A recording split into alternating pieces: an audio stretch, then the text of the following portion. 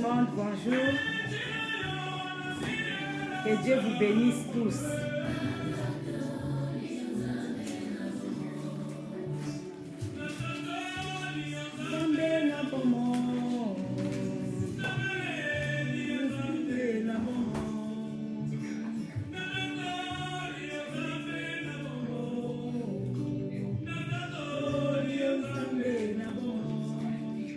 Bonjour, bonjour, bonjour. Que mon Dieu vous bénisse. Nzambe alola mona bino amona biso nyonso.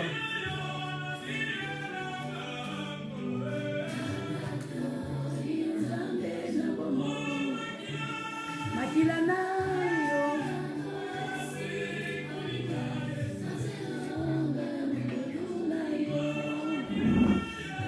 Na yo.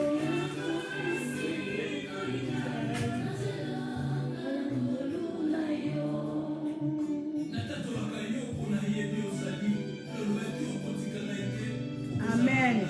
Yesu olobaki okotika ngai te okozala na ngai. Nangi na profite na temps oyo na wana kopesa mbote. Gloire à Dieu, Tabita.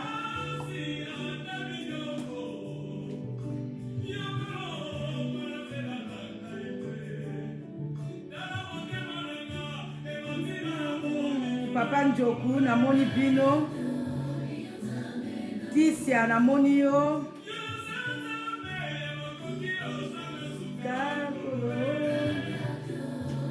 Hope humble.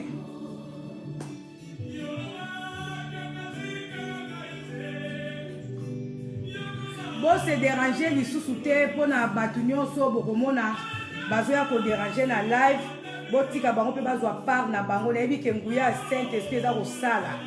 Donc botika bango bazwa pe ba part na bango bomitulisa masusu te parce que na vu conviction wana tangu batu mabe bazokota na kati na live bazozwa pe bango moto bazozwa bango pe part donc to kwa la distraction te. Baoba Schengen ma fille SP na moni yo. Myriam Losila, Pambolama. Merci beaucoup. Son Excellence Bartra, l'imprévisible. Shalom. Atanas Obango. From Kenya. Oh, Nzamba Pambola Bino kuna na Kenya. Toyemba nzembo oyo kwe pusa biso liboso na Nzambe. Toyoka kaka son ya musique te mais to comprendre nini ndeko na biso Matu Samuel azo yemba na kati na nzembo oyo. Mbemba Kodia David Croquet. Bonsoir. Mbena Bomo. Francis Kamafuta. Que Dieu te bénisse aussi.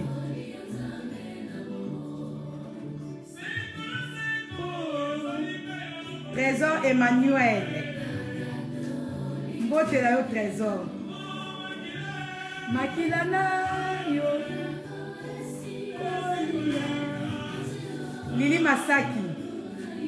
Na Abigail Nuito bo pambolama. Yesu olobaki okotika ngai te. Amen. Tozo yemba.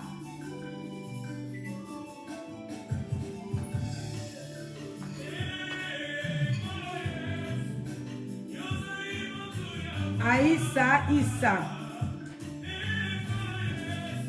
Sifa Pambolama. Papi Kalongo les bourgeois Pambolama. Nelly la grande beau Pambolama.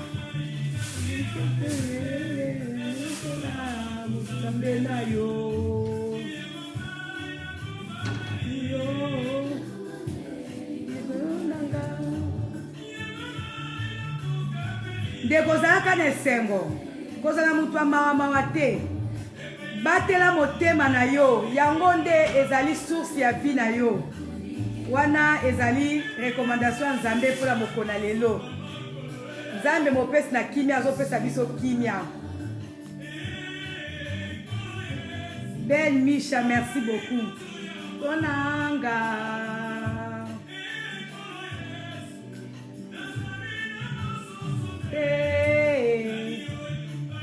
Epana yokolo. Ulenge moko azate. Bete kolo. Jambe na yo.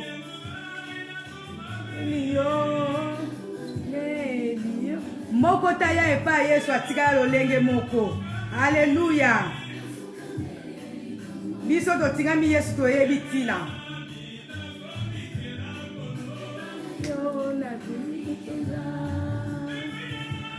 Nazo transmettre bino esengo oyo Nzambe azopesa nga moko na mokolo. Bozala bato ya esengo.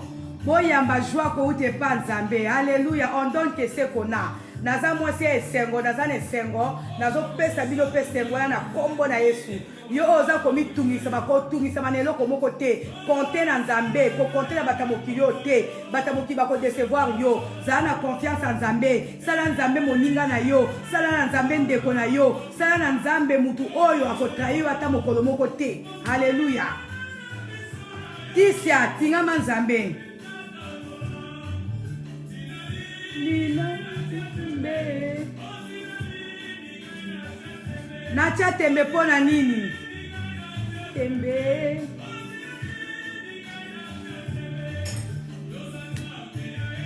kenanga nacha tembe oza Nzambe ya elikia nanga oza Nzambe ya ministère nanga pona ninga nacha tembe ebela makama mine nazomona ozoselanga na nzela ministère oyo na kotia yo tembe te Nzambe.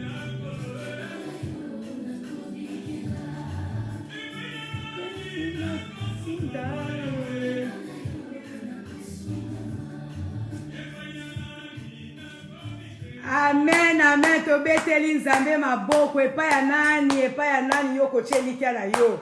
Hallelujah. Nzambe aza bien, Deda la blonde, Nzambe aza bien. Nazane sengo ya koyeba ke bozawana bo banda déjà ko partager vidéo na biso. Hallelujah. Nazane sengo ya komona ke Nzambe alola atiki biso te, Nzambe alola azana biso mokola mokolo Nzambe azopesa ngai batu. Mokola mokolo Nzambe azopesa ngai libota. Mokola mokolo Nzambe azosala ngai esengo. Haleluya. Ndenge boza na live awa, ndenge bosepelaka koyoka mateya oyo. Boza déjà libota bana Nzambe, boza libota nanga. Haleluya. Jésus-Christ, je me rappelle encore de cette histoire. Benga kaye na azalaka place moko azalaka ko s'entretenir na batu baye ko benga ye balobi mais Jésus mama na yo na bandeko na yo bazali banda bazoluka yo Yesu esi bango alobi mama na abi ba frère na nga na mama na nga bazali oyo tovandi na bango awa oto bazoyoka liloba ya Nzambe bino nde famille na nga bino nde ndeko na bandeko na nga. Alléluia. Oyo tozo kabwa na bango doctrine moko oyo toza na bango boyambi oyo toza ko gumba mela Nzambe ensemble bino nde libota nanga bino nde bandeko nanga. Jésus Christ ayebisaki bango alobi te famille nanga bazali ba oyo navandi na bango awa ba oyo bazoyoka liloba tata. Alléluia. Boza famille nanga na lingi bino, je vous porte dans mon cœur. Vraiment Nzambe alola pambola bino apambola bino. Alléluia. Nazana esengo mingi mokolo Nzambe azopesa nga toujours mayele na ye nayebi nazomona na komi na ba demande ebele pona bandeko o bazana lisungi ya prière. Alors mokolo Nzambe azopesa biso mayele. Je pense que na mikolo koya na kolinga na former groupe moko ya batu oyo bazana besoin ba prière to sambelaka na bango ensemble ko landisa na ba sujet na bango to ba posa na bango na likambo oyo Nzambe alinga saela bango na ko pesa officiellement numéro oyo kozala ke to ko former groupe de prière kaka na batu oyo bazo senga ba prière o bangi to za na bango prière un peu na ba sujet moko privé particulier to loba. Donc ils appellent bato oyo baza vraiment identifié bato pena na yebi o na zoyeba makeno oyo penza alandaka oyo penza apesaka nga ba sujet na ye oyo penza asolaka nga ta na privé pona meka ko suivre parce que na tika ka numéro ngo ezala ouvert bongo et kozala bien te to mona pe ba infiltrer ba côté la biso mais du moins to ko identifier batu oyo selon ba demande nazozwa même na téléphone même na privé o baza pena na besoin ya lisungi ya prière to prier na bango ensemble kolandisama na baposa na bango na basujet na bango biso tokosala kaka devoir na biso ya kobondela mais le reste ezali nzambe alléluia ezali bien mpo na nga kosunga bandeko mosusu tobondela ensemble bato mosusu baza pena babesoin baconseil baza na besoin particulièrement na sola na bango na kopesa numéro na mandoso wana parce que za makambo mosusu tokoki koya nango na live awa te basujet mosusu mpe tokoki koya nango na live awa te vraiment eza basujet moko mosusu ezali vraiment tokoloba eza vraiment un peu particulier et puis basujet de prière mpe mosusu tokoki kopesa yango awa te alléluia balobi oyo abatami yo aleki yo na mayele donc baminduki mosusu nde totindaka yango tokotinda yango na live awa te fo totinda yango kaka en privé basujet de prière mosusu tokopesaka yango awa te fo topesa yango kaka en privé donc tokoki kobimisaka arme na biso nyonso kaka boye na live te alléluia soki tosepeli tobetela nzambe maboko tobeteli nzambe maboko alléluia alléluia eza na barévélation mosusu nzambe apesaka biso kolandisama na ndenge nini tokoki kobondela même contre banguna na biso même mpola makambo na biso tokoki koya kodevale mpe nyonso na live te alléluia eza na makambo mosusu epesameli kaka na bato nzambe alingi kopesela makambo alléluia nzambe alola apambola biso alléluia alors tobandi mateya na biso je pense que vous êtes prêts nazosepela ke bozalaka na banote bozaka na bagenda bapapier babig mpona konotaka baverset oyo bomoni ke etuti bino halleluya alors toza toujours na thème na biso tobandaki yango dimanche passé ezalaki na comme titre la désobéissance nalakaki ke nakopesa la désobéissance avec ses conséquences tobandaki na la désobéissance je pense que tokotaki mwa moke na verset moko déjà oyo etalisaki biso baconséquence ya désobéissance mais kolandisama na ndenge na bandaki yango eza na bandeko mosusu basengi babi te mama okendaki na conséquence wana ya David mbangu zongela yango susu mwa moke et puis Saint-Esprit peut convaincre ngai mo ke nazongela nanu conséquence ya David mbangu papa dom okoti siko na moni yo vraiment nzambe alola ndeko Janine po nzamba pambola bino yo pe ngenga na kombo na Yesu alléluia nowe ngiama pambolama alors nazali kozonga mwa moke kolandisama na verset oyo totangaki avant nakota na leson ya lelo tomonaki mbangu na nzela ya désobéissance ke mutu alona pardon mutu boyebisanga moko nazokosa se ke nazobosane nazokorenverse likambo sans effet au nom de Jésus mutu abukaka oyo ye alonaka tomonaki na Galate 6 na verset 7 à 8 Bible sibiso on se moque pas de Dieu. Oyo mutu akolona yango nda kobuka. Lelo a passant temps nazo ko bakisa ba sujet de prière mususu o nazwa ki tona kedaki prière na nota ki pona to prière ngo na yeko kwea susu na passage moko oyo etali sibiso toujours que nzambe la biso afuta ka mutu lolenge ya azolona.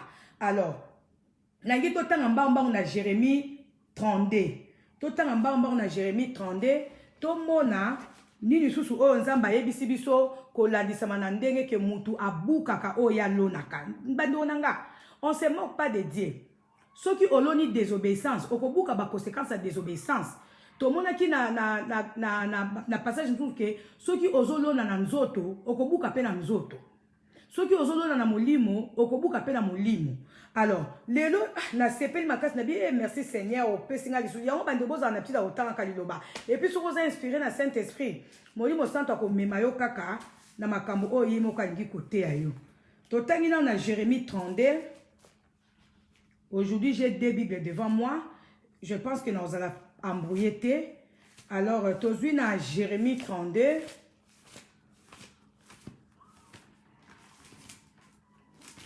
na Jérémie 32 wana passage nzamba pesi ngai lelo kaka tant nazo méditer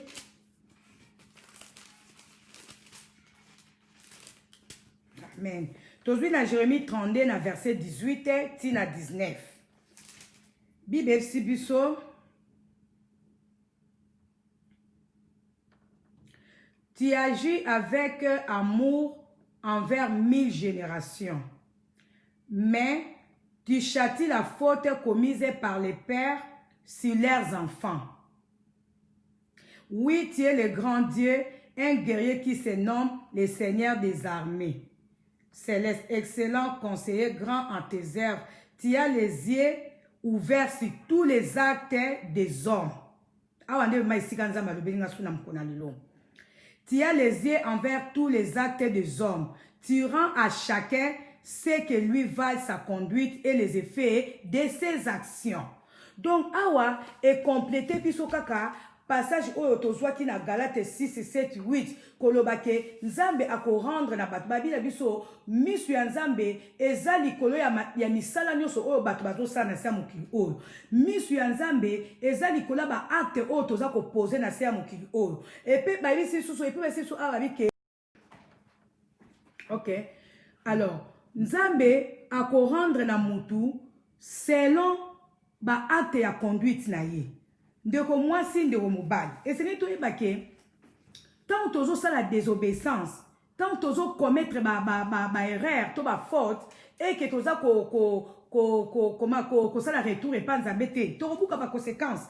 To monaki ndenge nini Nzambe yemoko amikomisaka ennemi ya bana na ye tangu bana na ye bango mo bazotosa ete. Alors tokendaki vite fait kotala makambo o nani Nzambe angai kosaela na David. Ya ona ngi lelo tozonga par là pour to comprendre ngo bien. Tomonaki na 2 Samuel. Tomonaki na 2 Samuel 12 verset 1 à 14. Tomoni que David azaki l'homme selon le cœur de Dieu. David azalaki roi oyo Nzambe moko aponaki. Mais ce qu'on tali pendant règne de David nyonso, David azalaki na ba erreur ebele. David azalaki na ba faute ebele. Mais azalaki l'homme selon le cœur de Dieu. Mais Nzambe azalaki pe ko sala ke David akuta na makambu pona ko talisa eke ba makambu wana elandisa mina ba beto na ba manquement o ya salaki. Mais Bible si biso chaque fois que David abadai komi zongisa, chaque fois que David azali ko bonde na Nzambe, chaque fois que David azali ko senga pardon pa Nzambe, Nzambe azali ko limbisa ye, mais ba conséquence etikalaki. Asibisaki toujours ba conséquence. Ya on a talisa qui la fois passé pour dire que comment biso na moi lelo to koma kaka o ne touchez pas mes ouin. Ouin azotambwa ni kobo, ouin azotambwa na moyibi. Ouin azotambwa na bosoto kaka ne touchez pas mes ouin. Oui, biso to ko toucher ba ouin wana te. Mais Nzambe yemoko akosokipe na ba ouin na ye. Nzambe yemoko akosala justice na bato oya bengi ba ouin na ye. Malamu kutu Nzambe asala justice na ye parce que justice en Nzambe erataka te. Yo muto ko ninga kosala justice okokokate mais soki Nzambe moka koti makambu ya bana na ye akoti makambu ya bana ye o bazo désobéir ye tant on kosala justice na ye ezaka somo to moni awa ke David a chef azali ko bunga mais azali ko senga Nzambe mawa Nzambe azali ko yokela ye mawa mais Nzambe azali ko tika ba conséquences ezali ko yo mutu ba peki so tika kindumba oli ko tika kindumba te olobi ote Nzamba yebinga oui ozo demere na kindumba ozo sana kindumba ne to bayi ke batama be bazo mona ke nyoso mabe bazo sala baza na succès na ono so bazo sala baza ko sepela baza na sengo baza na culpabilité moko te bazo mona ke baza ko réussir na nyoso mabe bazo sala. Mais laissez-moi vous dire que il y aura un jour de totanga qui dimanche passé au moment voulu de Dieu muto ko buka o ezali ba conséquences. Balobi ba conséquence etikalaka Nzambe ko limbisa mais za na bato mususu Nzambe ko limbisa mais atiki yo subir ba conséquence mususu pe Nzambe ko limbisa mais akotika yo okufa te ako permettre yo kufa te akotika yo o vivre na yo mais na vie na yo wana o bando okuta na kana na bitumba o bando okuta na ba difficulté makambo o ezaki peut être facile pona yo ekokoma difficile okozanga ya kolia te okozanga ya komela te mais po o exceller okobanda kaka kobunda pourquoi parce que ezaki na désobéissance mona kati na yo eza makambo susu o peut-être eza facile pona okozwango mais ekokoma difficile pourquoi parce que Nzambe alimbisi yo mais oza siko kosibi ba conséquences bozo comprendre mususu eza ba mabe mususu ekosala ke Nzambe alimbisi yo peut-être mabe moko salaki tant sous et comme memelo liwa mais au sengi nzambe pardon nzambe limbiso mais au mona kaka ke vita yo o komi ko boite le ba tusu comment o sepela kaka ate azana oya kolia azana oya komela pona ye amoni ke sifir mais nzamba atindi biso na mokili oka poto lia to melate ande oya kolia pe ya komela nzamba azana bezo to samba kama minina kokamwa yo zo mona koza beni parce que ozanga kaya kolia to ozanga kaya komelate mais ande oya nyoso wana eloko ni susu ya makasi to ya motu ya yozo sana sia mokili oyo ozo sala eloko te pourquoi parce que otambo na désobéissance nzamba kotike eloko lia nzamba kotike eloko mela mais au moins la cause limité, la bénédiction est limitée, on a exceller, on a tourner 40. Pourquoi? Parce qu'on a la désobéissance. Mon sous pense à permettre yo donc à limbi yo mais comme à li papa mo po liango obani ozo fournir ba effort et belé pour o zwata et loko mo boy obani ko fournir ba effort et belé alors que zaki dans facile pour na yo mais ba difficulté comme yo pourquoi? Parce que ozo tamwa na désobéissance et on est nzambe azo ça qui ma conséquence wana zo yela yo. Et ça, la bâton sous ce total, il peut bien. Bah, sambe la ranzambe, tende sous sambe la ranzambe, boyen.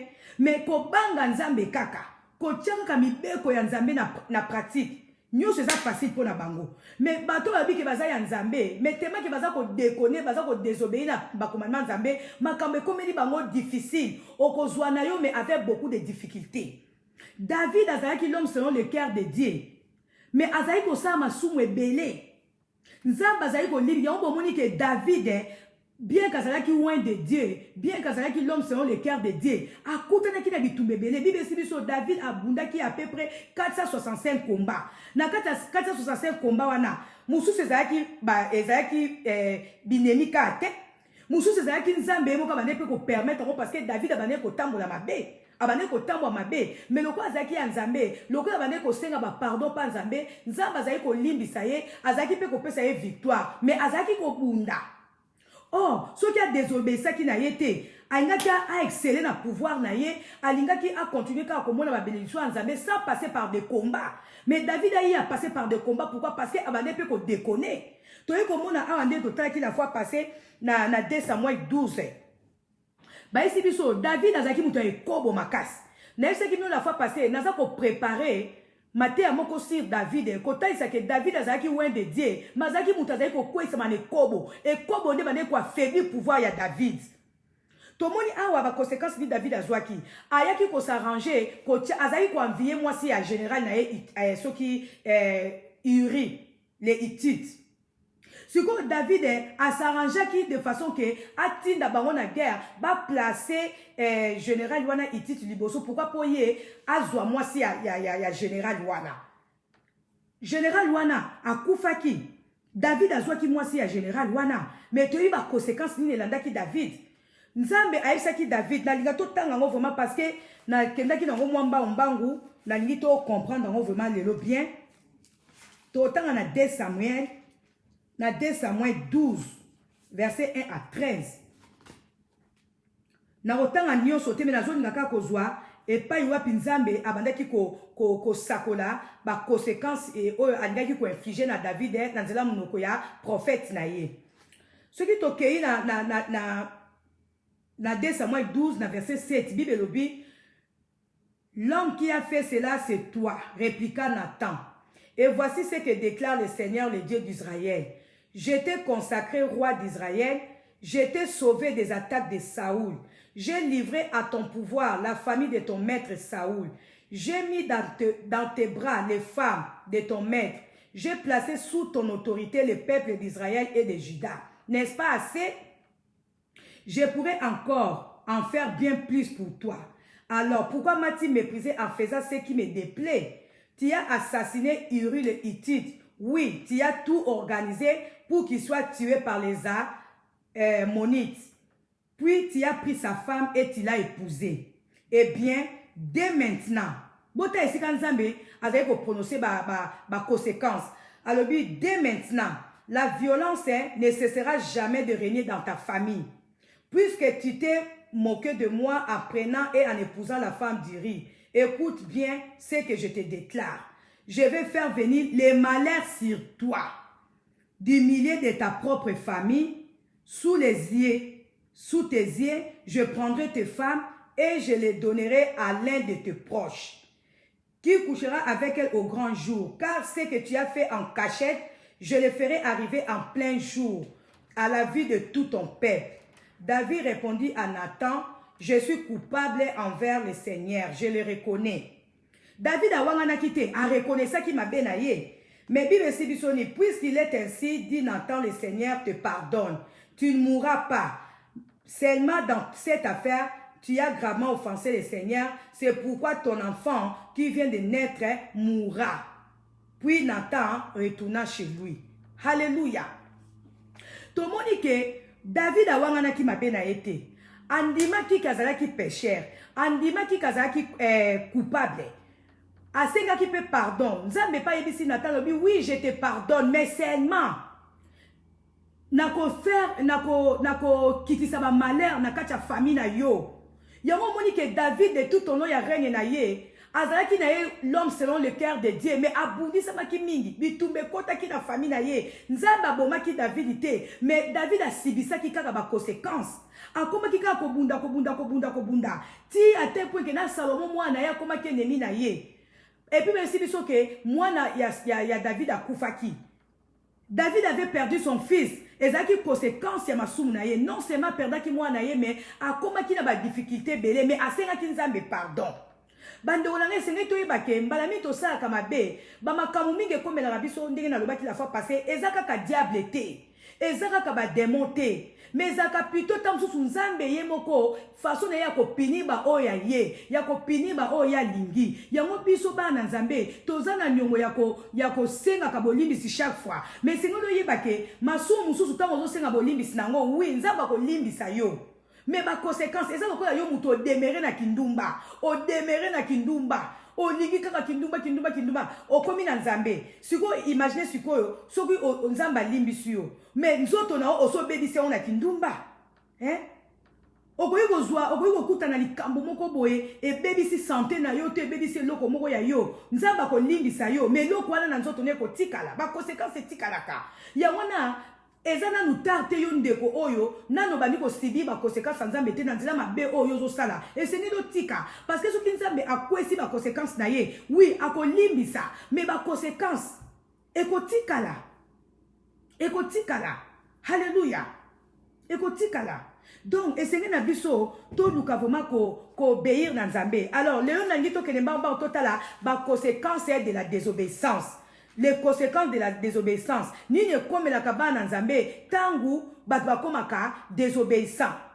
Okuta na ba faire na yo komi mbilinga liba na yo komi mbilinga eza ba démonter eza ba ndoki libota na ote yo moko tala nini o salaki na vie na yo ozo kota ba désordre na vie na yo ba mususu omona azaki na bozui mais désobéissance moko asalaki nzamba ko permettre que bozui wane sila. Et vous avez ko envoûtement, vous avez ko bandoki. Et vous avez peke o parce que yo géré qui m'a bé mais nzambe mo ka permettre biloko yo zala ki na ngwana et baby pour la désobéissance moko. Alléluia. Le toni to tanga nanu toke na Deutéronome 11 verset 26. Deutéronome. Toto tanga na Deutéronome 11 verset 26. Tina 28. Bible Sibiso, vous serez bénis si vous obéissez au commandement que je vous communique aujourd'hui de la part du Seigneur votre Dieu. Mais vous serez maudits si vous n'obéissez pas à ces commandements. Si vous vous détournez du chemin que je vous trace pour aller rendre un culte à d'autres dieux que vous ne connaissez pas maintenant. Donc, Nzambe moko alobi, soki to respecter ma commandement na été, to rozala maudit, yo kanisi malédiction ezani. O mona ki okomi na ba difficulté, mbalami tozo kuta na ba difficulté na ba faire na biso, mbami tozo kuta na makambo na ba vie na biso, ezali te ke ba démon ka ande ba loki biso, ezali kaka te ba ndoki mabota na biso, ezali kaka te ba nguna na biso, non, mususu nzambe moko ko permettre ngo, lelo toza ko accuser kaka diable comme voleur de bénédiction, oui. Satan aza réellement voleur de bénédiction. Mais et ce n'est pas que mbalami toujours perdre ma bénédiction na biso ezali kaka Satan le diable te mais ezali mbalamingi nzambe ye moko parce que j'ai essayé de parcourir la Bible vraiment na tali bandonanga à parcourant la Bible na ko découvrir que ba makambo mingi comme la bana nzambe ba perte mingi comme la bana nzambe ezali diable te. Vraiment, na constaté que ezali mbalamingi nzambe ye moko ko livrer bana na ye na ba conséquences. Alléluia. Vraiment, j'ai essayé de parcourir la Bible. Na moninga bien. Ma comme tout toi qui sera diable pamba. Oui, le diable est là, il nous combat, c'est vrai. Il vole nos bénédictions, c'est vrai. Mais ba bénédiction mingi tozo perdre ango. Ezaka ka diable te. Ezan zambe emoko azako permettre ango parce que toza désobéissant, parce que toza ba rebelle, tozo respecter commandement zambe te. Zambe emoko azo pesa accès na banguna na biso po ba voler ba bénédiction na biso azo pesa accès na banguna na biso po ba détruire biloko na biso azo pesa accès na banguna na biso po ba toucher makam na biso po na suka toza quand même convaincu ya kozongela ye mais na batu mingi mage ba kute na obstacle mage ba perdre ba bénédiction bazo kwaka kozongela nzambe te eloko zo sala nzambe vraiment ko kamwa mage makama mabe tozo kuta nango mage ba difficulté tozo kuta nango mo na mutu olia zongi na nzambe akesu ko recourir na ba faux dieu akesu ko recourir na binzamizan to yo zongi ba bénédiction na nzambe mtapesa kiyo suko ebebi pona bénédiction na ozongi la kaka nzambe réparer kaka na nzambe ye moko bibelobi il est le réparateur de brèches à ko réparer mais tant yo kimi nzambe olobi ote nazaki na nzambe kutu na kute na likambo nzambe ngazela na kena na nzambe mususu nde onanga oza ko s'affoncer davantage. Alléluia. Donc, tu peux comprendre que diable a volé à ma bénédiction, c'est vrai, mais balami nzambe ye moko nde a permetaka banguna ba kote la bozui na biso na nzela ya désobéissance na biso. Donc, otanga na Deutéronome 30.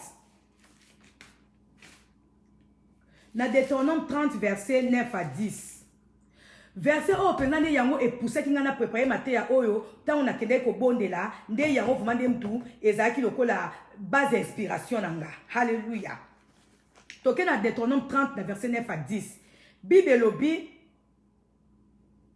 le Seigneur votre Dieu vous accordera le succès dans tout ce que vous entreprendrez.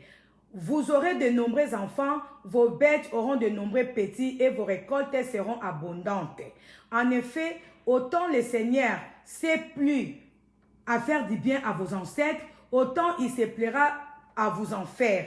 Si vous lui obéissez et mettez en pratique les commandements et les prescriptions contenues dans le présent livre de la loi, et si vous revenez à lui de tout votre cœur et de toute votre âme. Nzamba yebi ke tozana biso ba rebelle, nzamba yebi ke tozana biso batamasumu, nzamba yebi ke to bungaka. Mais nzamba lobi soki to revenir na ye, si vous revenez à moi, to komona nzambe ko limbisa biso, to komona tozo kweya. Na lobango toujours ke mutu aza parfait azate, mais loko nzamba zo linga, tant to constater que to bungi, tant to constater que ba mbilinga mbinge koti na makam na biso, tant to moni que ba mbilinga mbinge koti na ba foyer na biso, to zongela nzambe to lukelo ya nzambe, ezali kaka ba conséquences. Nde na ute côté à la fois passé. Moi si zala soumise na mobile na yo, mobile yo pe linga moi si na onde wo milinga yo moko. Soki de deux côtés, tozo kokisa ba makambo la te ba désolé kota na ba foyer na biso. Alléluia. Donc nzamba lingi to zongela ye. Alléluia. Toke otanga na Juge 2, na verset 7 à 15. Na Juge 2. N'habite wana totanga kiango no ototanga na 7 à 15. Juge 2, verset 7 à 15.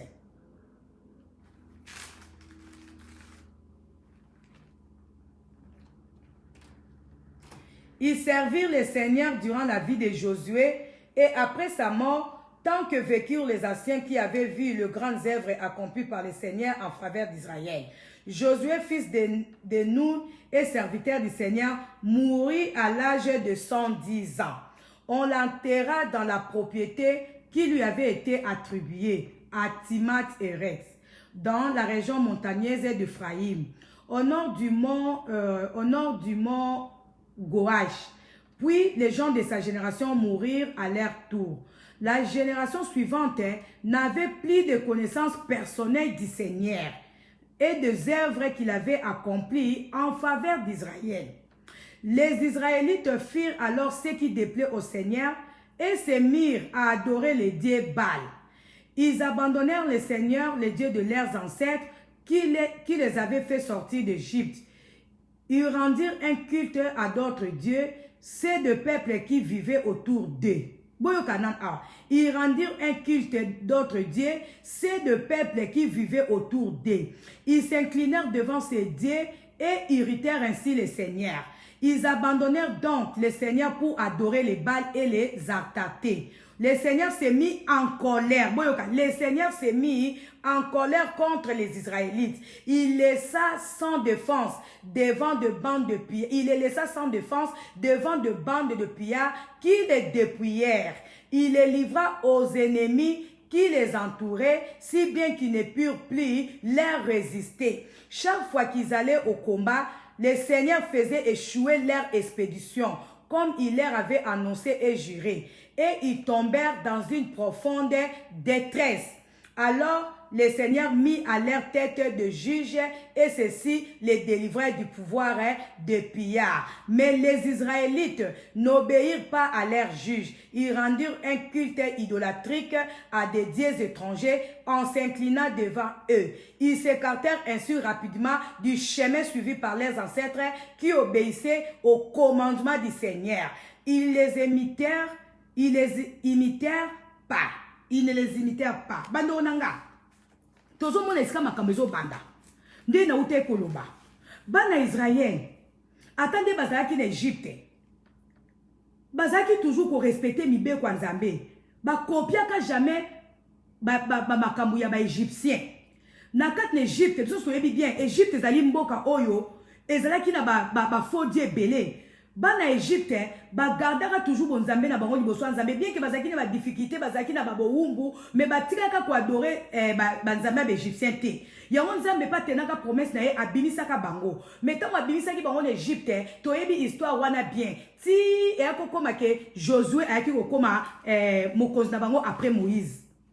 Mais ba isi biso pendant que Josué zaki en vie, bana Israël, bazaki ko tosa mibe kwa Nzambe. Bazaki na bango ko respecter Nzambe, bazaki ko tambola bien. Balobi tango Josué akufaki, balobi génération nyonso elandaki wana après totangi histoire awa. Bakumaki ko déconner, ba wangana ki Nzambe. Nzambe sikoyo ayaki ko livrer bana Israël na baboka banguna na bango. Ndenge tozalaka boye bandeko basi ndeko mibani. Toza entouré na banguna.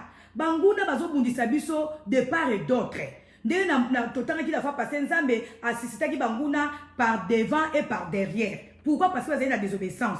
Biso pende toza boye, toza na banguna, toza na bato obazo luka biso. Mais jusque là, Nzambe bazo permettre te ba toucher biso. Nzambe bazo permettre te ba kota na makamna biso. Pourquoi? Parce que toza ko obéir Nzambe.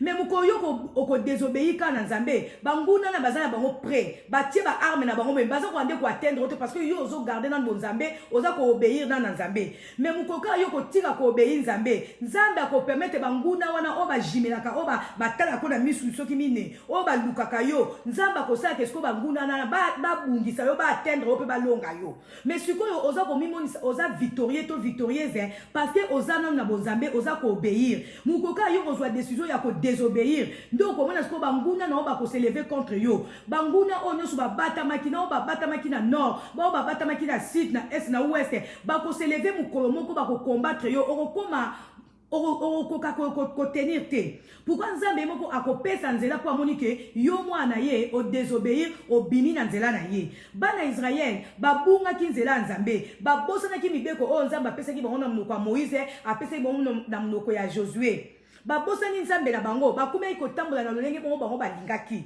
Mais siko Bible si biso à chaque fois que bazali ko bondela Nzambe, Nzambe azali ko relever bango encore. Mais sur otangi Bible bien, au parcourir Bible bien, au mona que chaque fois que bana Israël, bazali ko sala masumu, chaque fois que bana Israël, bazali ko bunga nzela Nzambe, bazali ko kuta na bitumba. Donc moi si ndo mobile, ozana na kimia parce que Nzambe azomona que jusque nous otambola bien. Tout ça na bitumba. Au moins ninga hotel bien boy. Je le sais. Nebi que naza bitumbe belé mais naza toujours nanou bien nazo tambo la tête haute. Pourquoi? Parce que nazo tambo la nzela Nzambe. Mais il faut qu'on a bimi na nzela Nzambe na ko sentir suko bitumba wana nako sentir ango. Pourquoi? Parce que na kozana libanda nzambe, nzambe azo protéger ba oyaye parce que baza ko obéir ye. Nde au moins si yo oyebi nzambe, il faut ka désobéir. Nzamba ko susciter banguna na yo par devant par derrière. Au moins banguna na yo o bazaki na non, ba ko se manifester, ba bazaki na si ba ko se manifester. Mais nzambe azo sala mote suko parce que yo zana ko obéir. Mais ça na ba tunsu pe bazo kuta na bitumbana déjà parce que baza ko désobéir. Alors nzamba so ba no nzambe no nga zongela nzambe. Alléluia. Oh nzamba za bien. Donc tu komona ke nzambe ye moko apesa ki ban Israël ba commandement o esengeli na ba respecter. Mais ekoma ki na moment mo boye ban Israël ba koma ki na folie, ba koma ki na liboma, na yebite soki ba langwa ki tan ba bibi n'Égypte, ba ye komona ba minda soki ya banzela o ba kenda ki nango, alenza ko pini bango. Eza ko ndenge mo biso ba Congolais. Je m'adresse à vous mes frères et sœurs congolais. Touti na Congo, bozaki na éducation na bino ya bien, bozaki na banzambe na bino, bozaki na kati ya famille, bosambela ka boyeba ki nzambe moko, boye na poto, tolie ba hamburger, tolie ba KFC, tolie ba Quick, tolie ba McDonald's. Mutu alobi te nzambe aza su na besoin te parce que komi na poto, non. Yo kangama ki nzambe na Kinshasa ka poya na poto, bon na poto passe ezate, na poto difficulté ezate, na poto malheur ezate.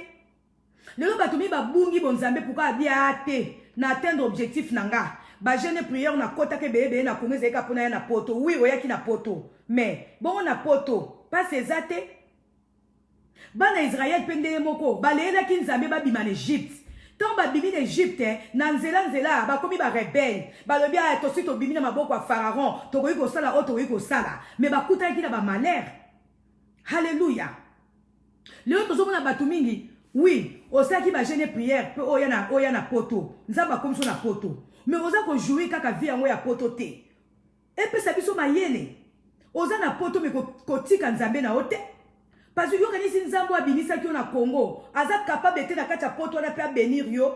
Est-ce que nzamba ko yiko sa teke na poto na pe yo ko mokonzi? Nzamba ko yiko sa pe teke na poto na ko ma PDG, nzamba ko yiko sa teke na poto yo otikali kaka limité bon na comme na poto na zolia ba hamburger, na ndaku na na appartement awa courir kata na kate, maye kata na kate, na lala kana bien na ça bien oui. Donc pona yo bien oh yo moni na vie na oka ke suki kaka ya kolia ya komela.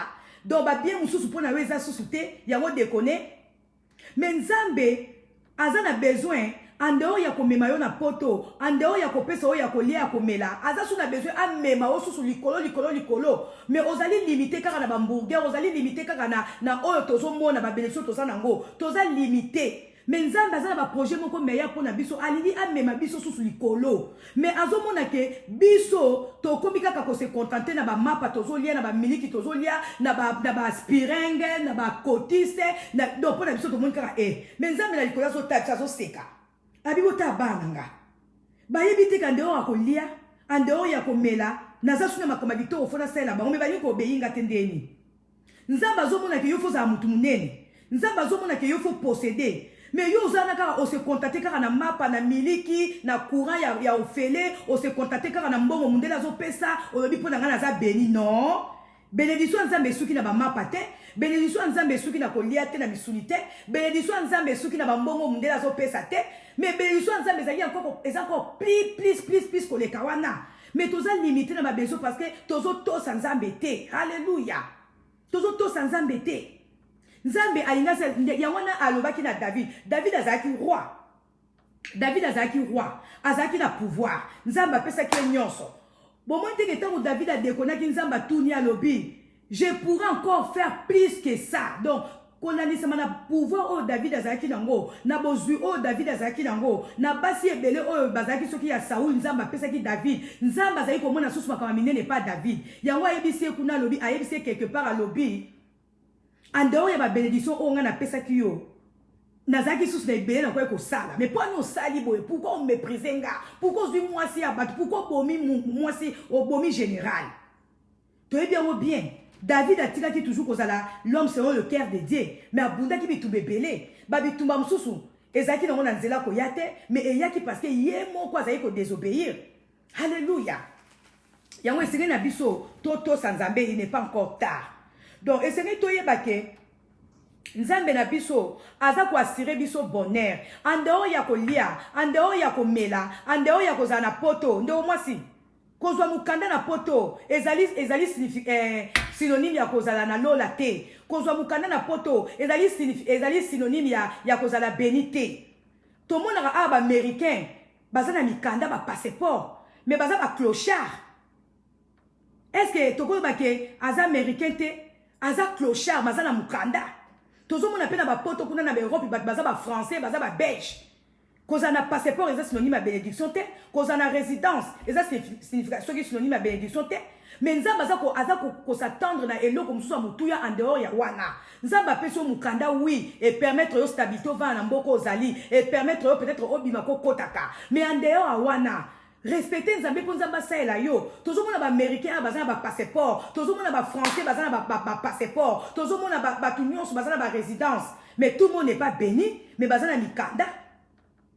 Tozo mona ba clochard ba vandi na banzela mais baza ba américain na des fois na zaso na kena bana tozo bima au moins tomoni ba clochard nabi mama nzambe na ngai pendant que ba congolais baza ko bunda bazo sala tout baza na mikanda tala muto peza américain passeport ya ofela vandi na ona nzela mais tala vie azo mené mais aza américain bozo comprendre donc toza toujours na besoin que nzambe apambo ya kozala anglais soki british kozala canadien kozala américain eza suffisant te nzambe abengaki oka po apeso mukanda te apeso mukanda gloire à Dieu eze sengo mais en dehors a wana nzambe aza na besoin seulement kwa minina kokamwa d'ailleurs ata na tamboli boy naza déjà américain naza déjà canadien na koki osala nyonso na lingi ata na manqué ata na sali indiscipline na muto akolobelanga te na koma déjà na poto na koma mwana poto soki Trump afutaka nga reine Elizabeth afutaka nga soki Sarkozy soki nani oyo Macron afutaka nga donc oui bafutaka yo bongo nzambe abengaki oka kozala limité kaka bafutaka yo. Mais en dehors, on a ce qu'on kangami dans Zambé, ce qu'on tosi Zambé. Zambé a besoin de soit pambolo sous davantage. A pambolo sous davantage. Mais toujours à la limiter, pourquoi? Parce que toujours n'a pas obéir te. Ba minda poto. Hein? Bisonet ba natang nous araba na mikiko no kaseke na poto awa. Ba likolo ezaka ndenge mususu. Mais n'est ko comprendre kaka sanza oye bimara na poto ya on peut bimara na Congo. Donc, toujours ko kaka te. Nzambe aza na besoin akomisa biso to palper ba bénédiction na ye. Yo zomona koza na mbongo, mais nzambe azomona ke mbongo wana oza na mweza mukie. Alinga peso susu ebele. Oza ko se contacter na appartement moko to na ndako moko, mais lemsu nzambe benga ki yo oza na 10 oza na 20 parce que abondance ne nuit pas, abondance eza ya nzambe. Ozo sala $1000 par mois. Bazo futa oso ki 2000 euros, oso ki 2000 combien par mois. Yo mona oza suffisant. Bongo bato bazo zo ba millions. Même à tabato bazo ba millions. Baza pe na besoin nzamba sela bon sous davantage. L'homme n'a jamais été satisfait, mais jusqu'au commis satisfait, na moi mon cœur oza na moi lobi non je peux faire n'importe quoi parce que dans en Europe, parce que dans en Canada, parce que dans en Angleterre. Respect si na mnokoto copier makambu ya ba mindele. Ata na salibo ata na makaza na pesa o memanga na koma déjà moi na poto. Okoma déjà moi na poto. Moi na poto nde coronavirus nde na loba ki la fois passer soki corona soki nini e bandela ki wapi na poto te e bandela na poto te hao nzambe na ngai nzambe nazo sepela dozo pesa kama te oyo donc qui plaise na bato ko sepesa bango et toucher bato ba et pouvoir pour nga nzambe apesinga parole nazo te ya bino nga mo pe naza komite ya nga pe naza na berere na nga pe nazo bongisa ensemble na bino alléluia. Donc, tout le monde a que ba conséquence yaka. Ba conséquence yaka. Alors, to ngi to tanga susu na to tanga na Juge 2 na verset 18. Na Juge 2 verset 18. Juge 2 verset 18 tina 23.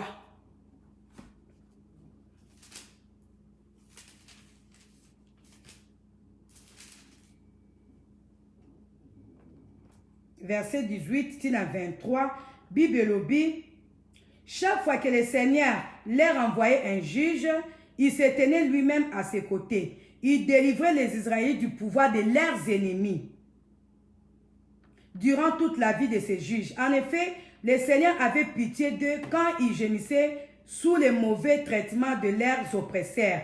Mais à la mort du juge, ils retombaient dans une infidélité pire que celle de leurs ancêtres.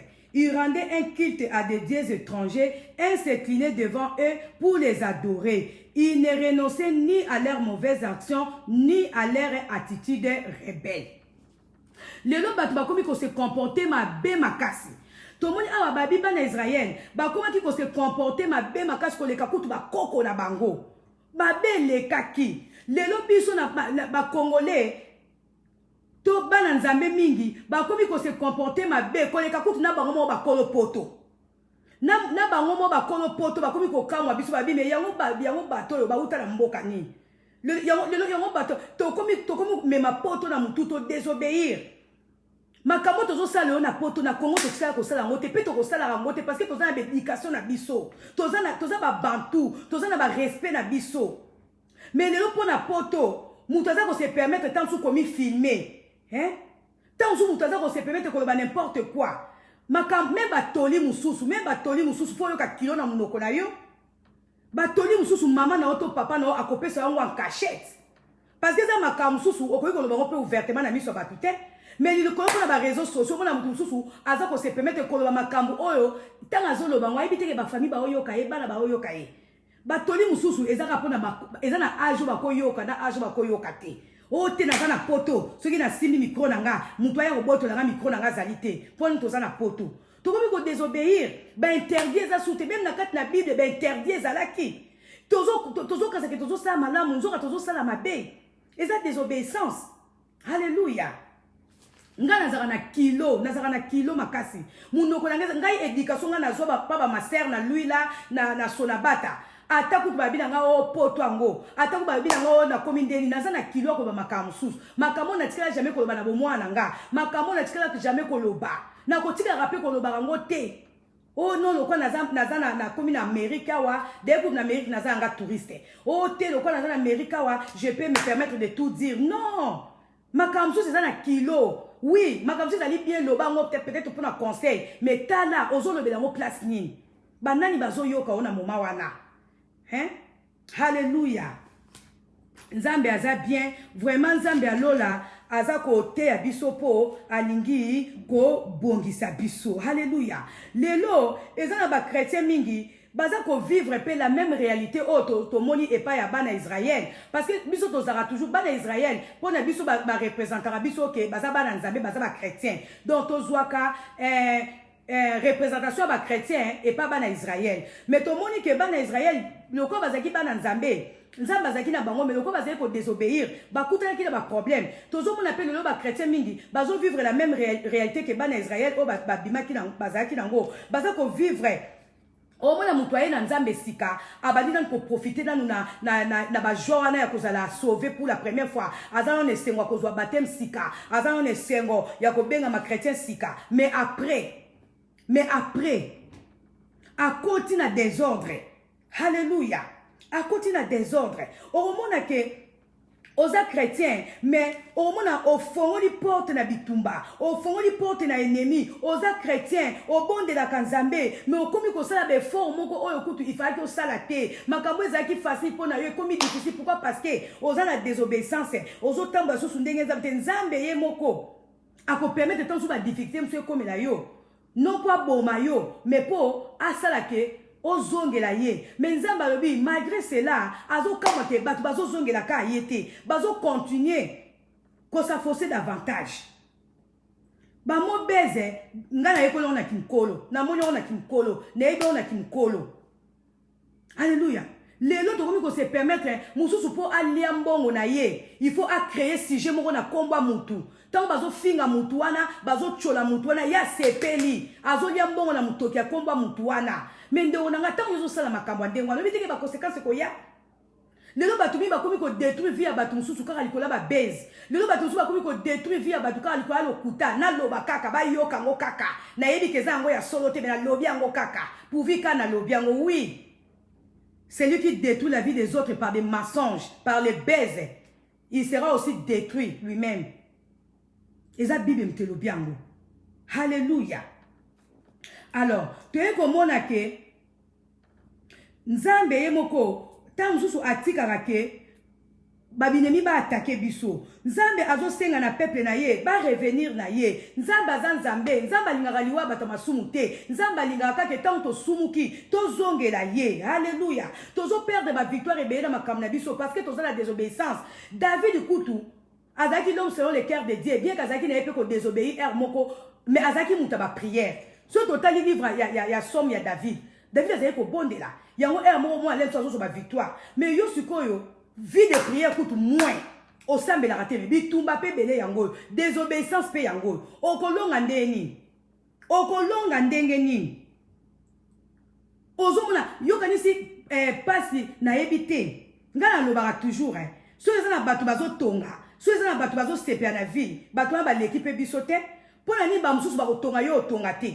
Pona ni batu mususu ba kolata yo lata te. Est-ce que Nzambe a différencié ki ba na ye? Alléluia. Tout ça pour se contenter quand na biloba mike auto alors que Nzamba za na besoin to pousse na liboso na ye pour apambo la biso davantage. Tous allez limiter na auto zomona ke suki ndengwana. Ba mindele kutu ba mo ba kolomboka. Ba français, ba américain, ba canadien, ba anglais ba mo ba kolomboka. Ba zo luka susu ba exceller davantage. Yo ye na mo muke mundela tina mesa na yo olobi ekoki na koma na nga rebelle ekoki na komi na nga indiscipliné ekoki na nga ko finga mama batu ekoki na komi na nga finga tata batu. Ye mo mundele mukolomboka azoluka kutu susu mbongo azoluka susu nzamba pambola ye. Mais yo lobi te pona nga ekoki na za déjà na poto koza na poto ndezali synonyme ya ozana lola. Po yo comme indiscipliné to yo po comme rebelle koza na poto ngo pe tozomona. Eza ba musu baza pela banda kwa minene ba musu baza bani yo siko na poto ngo yo zali ozomona te ke studio oyo za nango ekoki te il faut senga nzambe apambola okoma suna ndako minene parce que ozana droit wana nzamba apambola yo. Oza na droit wana, oza na besoin de bénédiction wana. Nzambe mona libana lobi boko tonga, boko lona, boko sama bele. Siko yo michi aleka ba bénédiction wana poani. Hein? O michi na aleka muto kutaza na mwebele azo luka so akoma na mwebele. Yo oza na ngoka ya mukie, o komi limito ngisu ko luka nzambe te poani. Hein? Ngaku tuna banana komite na kokite nazo kanga nzambe pa pambola nga sous davantage. Alors, pour nzamba pambola nga sous davantage, ni yango nazo kanga nzambe. Muta ko karate. Bando nanga. Alléluia. Tobete la nzambe maboko, tobete la nzambe maboko. Alléluia. Alléluia. Tozo monake makamu mingi ezo komela biso. Ezali nango kaka ba démonter. Ezali ba ndoke maboko. Ba mususu bazana poto ba koti via désordre. Bakomi ko accuser ba famille etikali na Congo. O na moni noko na ngana tika kuna mtazo landanga noko azo landa ote. Yo moko vina yo koti ya désordre. Kilte nini yo komi ko sala. Banzambe nini yo komi ko fuka mela na poto. Banzambe nini. Nzambe ako permettre bozuna weza na attaquer. Nzambe ako permettre ozo sala me oza ko évoluer te. Ozo ko se contacter na moi ba $100, ba $1000. Nzamba za besoin simba ba 10 000, simba ba 100 000, o pas simba ba 100 000, nzamba za besoin simba 1 million, o a simba ba 1 million, nzamba za besoin simba ba milliard, et ça possible de pas nzambe, mais toza limité. Toza limité. Ngata unataka mtu so azo sala lendo na lobi azo komi yeba te. Alléluia. Donc Nzambe akopesa accès na banguna na biso ndenge apesa ki accès na banguna ya Israël ba attaquer bana Israël pona ba désordre na bango. Toki kotanga na 2 Chroniques. Totanga na 2 Chroniques 6. Toza toujours na ba conséquences ya désobéissance. Naza na 2 Bible lelo totanga na 2 Chroniques.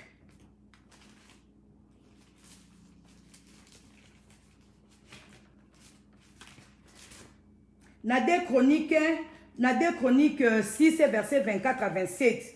Bible lobi, quand les Israélites seront battus par leurs ennemis parce qu'ils t'auront désobéi. Bible lobi bien. Quand les Israélites seront battus par leurs ennemis parce qu'ils t'auront désobéi, s'ils demandent pardon, s'ils te louent, s'ils te prient et te supplient dans ce temple, toi, Seigneur, dans le ciel, sois attentif, pardonne leurs péchés et rends-leur le terre que tu as donné autrefois à leurs ancêtres et à eux-mêmes, puisqu'ils sont ton peuple. Ah ouais, ezali ba prière oyo roi Salomon asaki na kati ya temple. Ayeba ki ke bana Israël bakozala ba désobéissant. ayebaki ke bana Israël baza bato batambolaka na désordre ayebaki ke bana Israël bazaki bato masumu ba rebelle yango wana déjà tango ba erigeaka église wana tango azosala dédicace à église assemblelaki déjà nzambe alobi quand les Israélites seront bâtis par leurs ennemis parce qu'ils t'auront désobéi. Donc roi Salomon a compris que bana Israël bakozala bâti par leurs ennemis parce que bako désobéir nzambe. Ndonanga bitumba msusu zo perdre ngo ba perte msusu zo sala ba limitation msusu zo ba limitation msusu nango parce que oza ko obéir oza ko désobéir na nzambe. Mais sans roi Salomon a bondé ki nzambe lobi tango bakozala bâti par leurs ennemis mais tango bako senga yo pardon nzambe limbisa bango tango bako bondela yo tango bako louer yo tango bako supplier yo nzambe kena ko limbisa masumu na bango pe zongisela bango mabele na bango oyo pesaka autre fois na bakoko na bango ozomona teke na kati ya famille no ezaki na bato bazaka pe na bozwi ebele nzambe apesa biso mabele apesa biso kongo eza ba famille mususu bapambola maka na bango mais yo siko ozotala teke ozopambwama te désobéissance mais nzambe alobi tangu yo okomona kokomi bati na babinemi na yo tangu yo komona ke makambo na yo ekomi par terre zongela nzambe senga nzambe bolimbisi banda kokumisa na ye mpo nzambe azongisela yo bozwi na yo oyo obungisi bafavere na yo oyo obungisi wana nzambe alingi ozongela ye mpo afungola yo su baporte epa nzambe retard ezalaka te mila epa nzambe eza un jour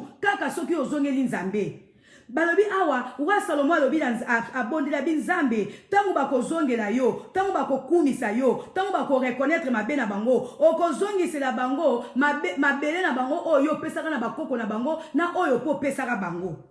Haleluya. Ngai pe nakute na makambo ebele mais naye ko remarquer makambo susu na zefu na miko fongwa melinga kaka boye papa nga bi seigneur nzamba lingaki likambo ezala boye nzamba lingaki likambo esala boye nde wonanga eza makambo mingi eza bloqué pa na yo eza makambo mingi eza nanu freiner nzamba zotala façon ni yo zo lukela ye façon ni nzela ni yo zo tambola zongela nzambe makambo susu biso to zo pesa mo retard makambo susu nzambe sa pesa biso kala mais ça se manifester te nzamba za ko tala ndena utu ko tanga to tanga na Jérémie 32 kuna nzamba lobi misu na yeza ko fongwama likolo ya ba acte o nyoso ba imeto batu baza ko sala pe eza ko sala ke a rendre na mutu c'est non ba acte ya zo sala ndeko moi sindo mobali yo zo sala ni na vie na yo oza limité pona nini eza ba bénédiction o nzambe a tient à disposition na yo. Mais comme il y a maboko na ote parce que ozana na désobéissance, ozana nous rebelle. Bima na ko tonga, bima na ko provoquer makamu, bima na ko critiquer, bima na ko kosa. Ndeko ngana lo baka toujours. Ba kosa lo makamu ba kuto na ngote. Netinga ba kosa la makamu ebele. Na tabola toujours la tête haute parce que na sekaka na bitala bazo ba makambo po ba yebite. Yo mo mutu foza la sincère et pas nzambe na yo moko. Linga ba kosa lo makambo. Ba benga yo soki nani menzambe sukazo benga ona kombo nini ndo mo sindo mobali to refléter o nzamba azomona ke tozali. Haleluya. Nzambe na biso aza bien. Donc Salomon azalaki conscient du fait que bana Israël bazalaki na désobéissance to bakotamba na désobéissance amonaki ke obstacle et kokoma na ba bénédiction na bango yango abondelaki nzambe na kati ya temple temps bazo sala dédicace po nzambe azala prêt ya koyoka ba prière na bango tant ba kosenga ka pardon. Haleluya. Nzambe na biso bien ezaki prière moko prophétique parce que tant Salomon azo sala ba prière wana ezaki prophétie ayebaki déjà que bana Israël ba kotambola mabe ayebaki déjà que bana Israël ba ko déconner yango saki prière wana prophétique pona bana ke nzambe tangu ba ko kuta na makambu tangu ba ko désobéir yo tangu ba ko zala bati pa banguna na bango nzambe ba ko zongela yo limbisa bango to mona ngo pe na kati na Bible après Salomon soko parcourir Bible on ko découvrir que bana Israël mingi ba bunda bitumba ba perda parce que bazaki na désobéissance mais Salomon déjà a saka prière wana prophétique ayeba déjà que makambe ko komela bana nzambe tant ba ko désobéir. Alléluia. Oh nzamba za bien, nzamba za bien, nzamba za bien. Oh Jésus-Christ de Nazareth. Alléluia. Et ce n'est toyeba ke ezalaki volonté ya nzambe wana soki roi o babenga soki Nabukadnezar ba komba ngo pe ezaka pasi mingi. Alléluia. a détruit Jérusalem. Pe atumba qui église ezaki à cause de masumu ya bana Israël, à cause de peuple Juda. Tout temps na Jérémie 8. Tout temps na Jérémie 8 na verset 13. Le nom de Nazar ba verset belé. Ce qui peut aussi citer au sous dimanche. Alléluia. Na tout temps na Jérémie 8 na verset 13 à 17. Bible lobi awa 13 à 17. Si je vais recueillir quelque chose chez eux, je ne trouve aucun raisin sur la vigne, dit le Seigneur. Aucune figue sur le figuier, le feuillage est flétri. Je les laisse donc aux passants. Pourquoi restons-nous sur place? Rassemblons-nous plutôt, entrons dans les villes fortifiées et attendons-y la mort. Oui, le Seigneur notre Dieu nous réduit au silence. Il nous fait boire l'eau empoisonnée, car nous sommes en faute envers lui. Nous avions l'espoir que tout s'arrangerait, mais il n'arrive rien de bon. Nous attendions le moment où nos maux seraient guéris, mais voilà la terreur. Déjà l'ennemi est à Adam. De là-bas, on attend le souffle de ses chevaux. Au bruit de leur hennissement, toute la terre tremble. Ils arrivent et tout y passe. Le pays et ce qui contient la vie et sa population. Donc, moi, c'est de mobile. Toza ebele, tozo zela, kongwe bonga. Ote, kongwe bonga, bonga na comme non. Mais pour kongwe bonga, yozo sani. Kongwe ko bonga, na por na yo, nanga na ye, na ye, na ye, na ye. Mais ceux qui sont biso, nous sommes dans la carte de désobéissance. Ceux qui biso, nous sommes dans la carte de rébellion. Ah, bah, lobby, bazaki ko espérer que ma kambe koko, bazaki d'espoir que tout s'arrangerait. Et ça, on a biso, tozana kaka, tolingi na nous gouverner changer. Ceux qui gouverner changer, to rekoma bien. Ceux qui mukonzo a longwe, oya komi, makambe ko tambola bien. Mais dans moi, c'est dans mobile. Banda, tozala kabana mike, tozala na mokonzi kasa vubu, si le to comme la président Félix. Tozo monaka les choses ne s'arrangent pas. Et ils ont la biso l'autre. Mingi baza ko espérer kaka tena zana no gouvernement oyo soki gouvernement oyo longwe na moni ke bakambo ezala bien soki gouvernement oyo longwe na moni ke ngana kotonga bandako soki gouvernement oyo longwe ngana kozala bien mais tozo mona ke banda ba gouvernement ngo pe banda ki ko changer siko biso tozo changer nini biso to changer nini ezana batu bazaki na tanya kasavubu bazaki ko espérer que soki kasavubu balongwe mobutu tanga koya makambe ko changer mobutu aye makambe tikali ndenge moko mobutu aye kei makambe tikali ndenge moko président Kabila ye makambe tikali ndenge moko chef sikoyo o bandaka ko lela kaka nazo zela na gouvernement non ndo mwasi yo tambola na obéissance en Nzambe quel que soit le gouvernement o nzamba ko tshela biso na Congo yo pe obuka ya yo part ba oyo ba bongi to ba o bazo bonga pona ba gouvernement mboka na bango to bazo bonga selon que Nzambe ndenga zo pambola bango Hallelujah. Lelo soki lelo nde to bane kolela est-ce que banda président Kabila longwaki ba o bazaki na kitambo balongwe na kitambo bakomi na Gombe o bazaki na Gombe balongwe bakomi na Kimbanseke o bazaki na Kimbanseke balongwe bakomi na Limete non toza toujours na bisika oyo tozalaki pour vous dire que ba gouvernement yango te bénédiction na biso bénédiction na biso ezo dépendre na Nzambe bénédiction na biso ezo dépendre na gouvernement te mais seulement ceux qui yonanga to bondeli pour na gouvernement ceux qui yonanga to sambeli toza na obéissance Nzamba ko sala ke ba gouvernement nyoso oyo ko yana mboka biso pe toza na kimia biso pe toza na sécurité o te kabiloko na yo ozwa pe ba bénéfice na yo Nzamba ko sala ke soko tekaka okoteka malamu soki otongaka okotonga susu malamu mais biso moko totambola na obéissance Alléluia biso moko na to luka na Nzambe Alléluia est-ce que ba gouvernement ya bamboka yango nde ko changer mitema na biso to mitema na biso ko changer selon obéissance na biso envers Nzambe mitema na biso ko changer selon que nde tozo ka loba na Nzambe yango nde ko mema mapambo na kati na biso Alléluia problème na biso ko za résolu et pas na ba gouvernement te problème na biso ko za résolu parce que même ata bango ba konza mboka même ata bango ba sénateur même ata bango ba parlementaire bazo dépendre pe na Nzambe ba sénateur wana na ba parlementaire na ba ministre bango pe ba o ba yebi nzambe mutu na chambre na ye asenga pe nzamba pambola ye yo lingi ko sambela nzambe te o lingi ko tambola malamu tozo zela kaka o te na moni en tout cas gouvernement auto sepe na ngote to zela gouvernement ngo pe soke ye bongo soki yo za no pe en ordre na nzambe to otika ka de main toza na niongo ya ko obéir nzambe. Alléluia. Soki yo nanga to obéir nzambe, nzambe Bible dit quelque part, le cœur du roi est entre les mains de l'Éternel et l'Éternel les dirige comme il est veut. Motema makonzi za na maboko ya nzambe, nzambe ndako tambisa bango. Soki nzambe soki yo zo toucher nzambe ozo obéir, nzambe akosala na faveur na yo, au moins bakonzi bakopona ba loi oyo ekozala na faveur na biso peuple. Bakosala ba mibeko oyo ekozala au moins ke ba makambo ekoma léger biso mutoko bénéficier nango, mais pour siko biso to bénéficier nango, il faut biso moto zana na kotosa nzambe. Alléluia. Nzambe na biso aza bien. Toke kotanga na Jérémie 13. Jérémie 13, verset 14, Bible lobi, je les fracasserai l'un contre l'autre, parents contre enfants, dit le Seigneur. Je n'épargnerai personne. Aucune sorte de pitié ne m'empêchera de les éliminer. Nzamba lobi, likolo la désobéissance na biso, ako épargner mutute. Na bana mike na mikolo, toko sibi ba conséquence tozo to sans embêter. Nzamba lobi, ako fracasser l'un contre l'autre. Yongo tozo mona.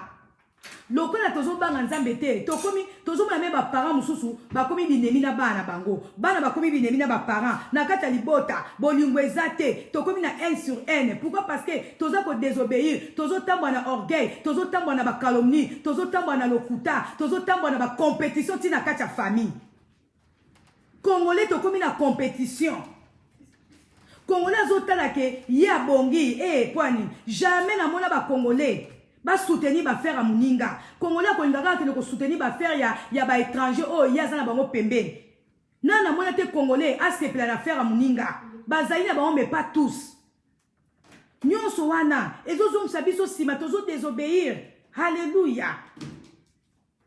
Nga nazo mona o mona lem susu chinois sali restaurant. Ba Congolais ba préférer ba no kotsa mbongo na restaurant chinois. Ba lobi na kitako no kotsa la mbongo. Pour le biso qui a bongi, à ça il a so fier. Nana e biso que so ko kodise ni muninga no mbongo na restaurant, so ka bongi au ça il a fier. Ah ça il a fierté.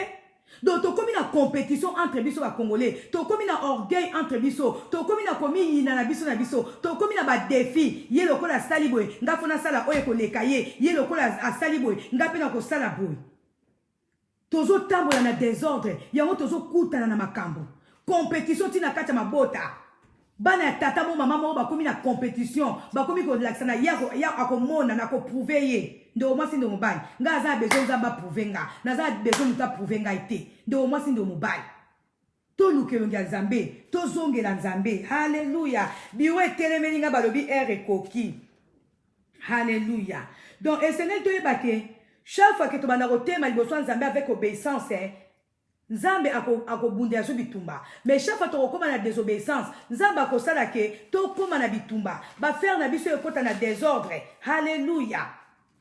Et c'est une chose to yeba ke conséquence à masumu ezali, conséquence à désobéissance ezali, mais Nzambe ndena uta ko ba l'autre fois, Nzambe azana ye dictateur te. Nzambe azotika ke mutu ye moko azali seul arbitre. Donc mutu ye moko azana choix ya vie na ye. Ndeko na ngande na uta ko ba la fois passée, soki oponi malamu, okobuka bambu wa malamu. Soki oponi mabe, okobuka bambu wa mabe. Soki ozo demeurer toujours na o ezali contraire na volonté Nzambe, okosibi ba conséquence. Yo moko azali libre arbitre. Mais ndena lobaki, ekozala pire de folie, ekozali boma ya baliboma. Soki yo oponi nzela ya mabe. Alléluia.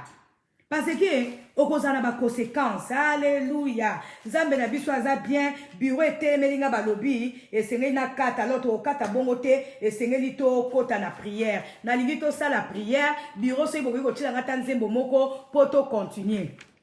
Poto kota na pesa ba sujet de prière. Alléluia. Alors, esengeli to yebake le contraire ya désobéissance ezali obéissance. Toko continuer dimanche, nako pesa pe moi quelques versets à obéissance, toko prier sur ces versets là et puis après toko mona ma kambu mususu. Et senge na biso to obéir Nzambe. To moni désobéissance et me senge to yebake le contraire à désobéissance c'est l'obéissance. lokola désobéissance eza na ba conséquences nango c'est que obéissance eza pe na ba bienfait nango alors tokomona ba bienfait ya obéissance prochainement mais lelo nangi to bondela nzambe botianga toujours nzembo tozaki nango to continuer pour to souffler mon cœur après to bana ba prière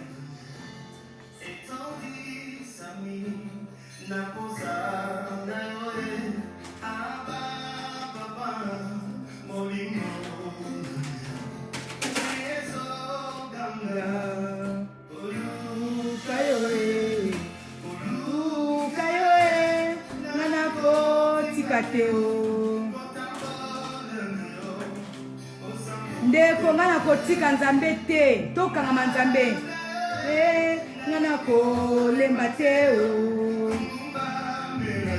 nga na kolemba te kogumbamela yo lisuka bomoi na ngai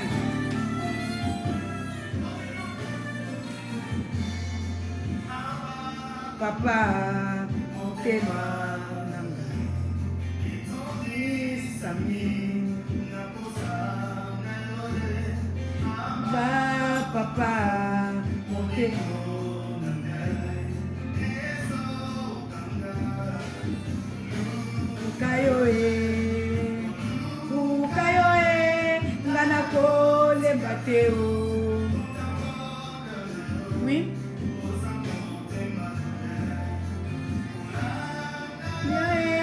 nga na kolemba te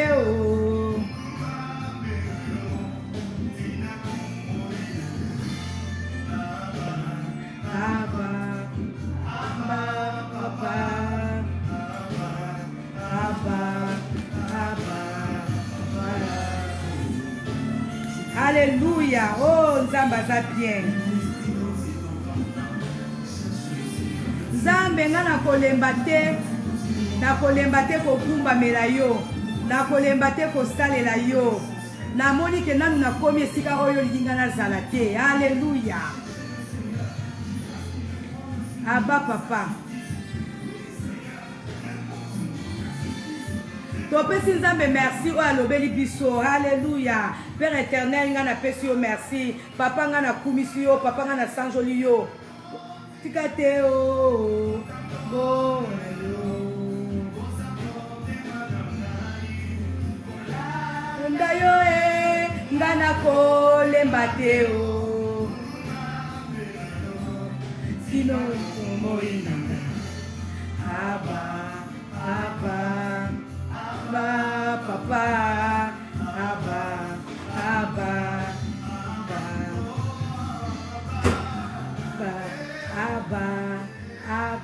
nakolemba te kosalela Nzambe nakolemba te koteya Nzambe nakolemba te kogumbamela Nzambe. Alléluia. Abba papa. Alléluia. Abba. Tolingi tobondela Nzambe ndeko nzembo oyo epusa o liboso na Nzambe. Alléluia. Bolemba koluka Nzambe te. Ndeko mwasi na mobali. Bon continuer na koluka Nzambe parce que oyo za nango wana pona Nzambe koki na nteza suffisant te.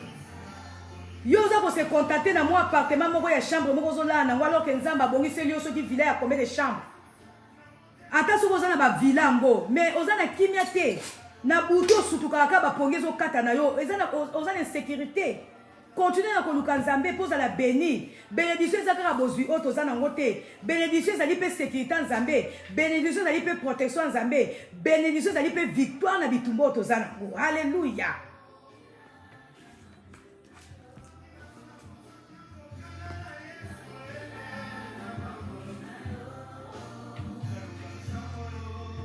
Amen.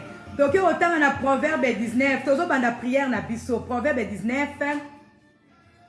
Tozo banda prière. Oh ngana koluka o Nzambe na kotika ote. Yesu. Ma Nzambe zo saelanga. Nzambe, saela pe ba oyo bazo ndima ministère oyo pesinga père. Ngana kolemba te o. Mira yo. Ilongo moinanga. Aba.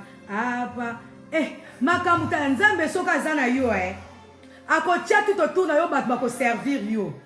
Na keneki na magasin moko na bet la no lisolo. nakendaki na magasin moko eloko nga nalingai kozwa il fallait pas ozwa ngo moko il fallait ozwa ngo peut-être 3 nayebi exaucé nga nalingaka eloko ezosabi mama lesa le monsieur ne va pas accepter nga bi oh accepter te ndeni nga naza na besoin kozwa 3 te nga naza besoin kozwa moko mama laisse tomber akolinga te nga bi on va à la caisse soki aboyi totiki tozwi toke na caisse nazwi eloko yango na chebo ezosabi mama toi aussi tiens oza na baudace moko impossible mama remesa nga moi je ne remets pas nga na tiango wana soki mundele akotekela nga tekeli nga soki aboyi nga nazaka na besoin moko mundele ntango tosomaki biloko siko mundele abeteli so bakalkile tokomi siko na oyo moko nga siko na baluki na nga siko ezosabi mama toi aussi mama ti exagère mundele bamoka tuni aye siko liboso na nga mundele aza manager aza mokonzi na magasin wana deux fois ayaka na caisse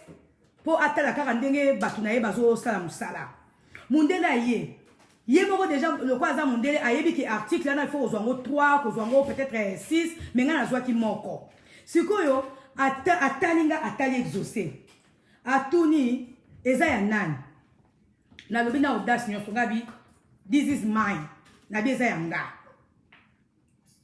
mundele atali kaka atie bango na caisse to facturer sikoyo eza na eloko mosusu mundele nazwaki yango soki ebele na paquet nango ezalaka soki 36 prix nango mpe ezalaki sikoyo na kati ya paquet wana ezalaki kaka soki 24 et donc ezalaka 26 mais ezalaki 24 mundele normalement akoki kobalanga non peut-être ko eza 24 mibale ezangi na kopesa yo autant mais sikoyo mundele atali nga lisusu atali exaucé ngai bi exaucé akopesa biso ngo na prix normal mundele mba moko alobi bokopesanga kaka la moitié de prix nabi oh exaucé nzambe na nga za bomoyi azomona nga tazomona ne nzambe aza na kati na nga mundele mukonzi oyo yazali mundele d'habitude soki okoti na magasin yo moko okotia biloko no na chariot yo moko bimi na biloko no libanda oke kotia biloko no na coffre voiture mundele wana manager qu'il était soki mokonzi soki nani abandi ko charger biso biloko na chariot mundele exaucé nga kumba chariot abi laissez je vais soki ko memango pour la bino abi moi-même je vais pousser mundele abandi ko pousser les biso biloko comme le quoi ba princesse bana roi mukonzi bazo pousser la biso ko biso to ko ba konzi na ye abandi ko pousser la biso biloko mundele wana d'habitude ke na magasin na azaka trésor azaka no orgueil bazaka un peu dur mais mukonzi wana to bi nza yango mundele oyo azomona elongi na ngati obi azomona ni na kati ya elongi na ka mundele abandi ko atiki magasin ebela bato bazozela ye abandi ko charger les biso biloko na chariot abandi ko charger mundele wana patron to suki wana te mundele azwi portable na ye abengi biso kam abandi ko betela biso masola vi na ye abandi ko lakisa biso ndako ya ute kosomba na semaine abandi ko expliquer biso masola vi na ye abandi ngabi exaucé yango mundele azomona biso te azomona ba ange azomona nani mundele abandi ko se familiariser na biso exaucé abi mama ngabi eza nango biso te nde toza boye aomona biso te azomona ba ange donc pour dire que ndeko na nga so ozotambola na nzambe soki nzambe apakoli yo mafuta bakonzi bakoservir yo bana bakonzi bakogumbamela yo nzambe akosala kozala na faveur natali ngabi me moto moko ya moko toyaka awa ata mokolo moko te atika poste na ye ubi atika me nde nini aye ntina libanda ngabi oyo eza nzambe ndo mwasi nzambe aza nzambe bahonneur mosusu bahonneur mpe eza bénédiction bafaveur mosusu mpe eza bénédiction tambolaka na kobanga nzambe yo ye na poto olingi kaka oservir mundele me nzambe akosala mpe mundele aservir yo halleluya tobeteli nzambe maboko halleluya nzambe na biso aza bien batémoignage eza ebele mokosu tosaka kita batémoignage kolandisama bamateya nyonso tozoteya awa bapriere nyonso tozosala awa tokotémoigne makambo nini nzambe azosalela biso nazomona mpe nzambe ekosalela bandeko mingi oyo bazokomelanga na privé halleluya na Proverbe 19 verset 23 Bible elobi révérer l'Éternel mène à la vie et comblé on passe même la nuit à l'abri du malheur. donc kobanga nzambe kogumbamela nzambe epesaka bomoi ememaka bato na vie oyo ezali comble ndeko na nga soki oza na nzambe soki ozobanga nzambe vie na yo ekozala comble na bafaveur vie na yo ekozala comble na babonheur vie na yo ekozala comble na babienfait ndeko mwasi ndo mobali nazoteya bino makambo oyo mpona kotalisa bino ke nzambe aza bien même ntango bato bazobake vie eza pasi nzambe akotia na nzela na yo bato bapambola yo nzambe akotia na nzela na yo nayebisi bino ngai na kati ya Amérique awa nazoyebisa bana ngai makambo nazala komona yango kala ntango papa azosala bamiziki na ye bafanatike bazoyela bino babiloko na ndako mpona kosoutenir bino bandeko na nga nazoloba boye mpona kotalisa ke nzambe aza malamu nzambe akosala koza na faveur eloko oyo olingi kosomba me nzambe akosala ke yo somba yango te masisi te bato na nzela na yo mpo bapesa yo osengi te me nzambe apesi yo ezali bafaveur ya nzambe meme na poto esika tozali esika bozali ata balobi ke vie eza pasi